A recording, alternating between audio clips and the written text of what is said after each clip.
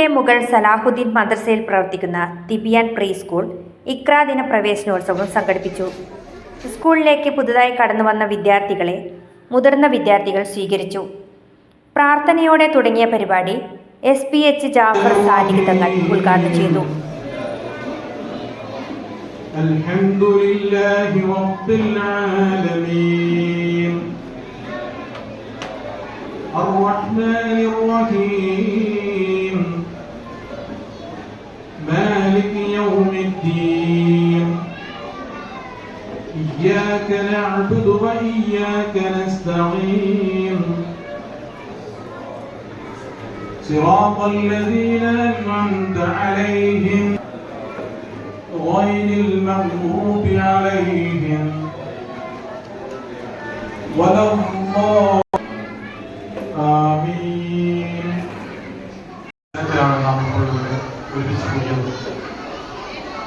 നമ്മുടെ മക്കളുടെ ഈ വർഷത്തെ പഠനാരംഭം അൽഹംദുലില്ലാഹ് അല്ലാഹുവിന്റെ അപാരമായ അനുഗ്രഹത്താൽ നമുക്ക് മക്കൾ ഉണ്ടാകുക എന്നുള്ളത് അല്ലാഹുവിന്റെ അപാരമായ തൗഫീഖാണ്. ആ മക്കളെ സൽപാതയിലൂടെ സന്മാർഗത്തിലൂടെ വളർത്തിക്കൊണ്ടുവരിക എന്നുള്ളത് രക്ഷിതാക്കളായ നമ്മുടെ വലിയൊരു ബാധ്യതയാണ്.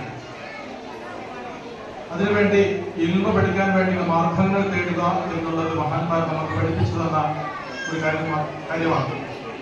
അപ്പോൾ നമ്മുടെ മക്കളെ സൽപാതയിലൂടെ സന്മാർഗത്തിലൂടെ മുന്നോട്ട് നയിക്കാൻ വേണ്ടി അവർക്ക് അറിവിന്റെ കണങ്ങൾ നുകരാൻ വേണ്ടി അതിന്റെ മാർഗങ്ങൾ തേടിയെത്തിയ നമ്മൾ അൽഹംദുലില്ലാഹ് ഈ സ്ഥാപനത്തിന്റെ ഇന്നലകളിലെ ചരിത്രങ്ങളൊക്കെ കേട്ടു നോക്കുമ്പോൾ ഇതുകൊണ്ടും അഭിമാനകരവും അഭിനന്ദനാർഹവുമാണ്.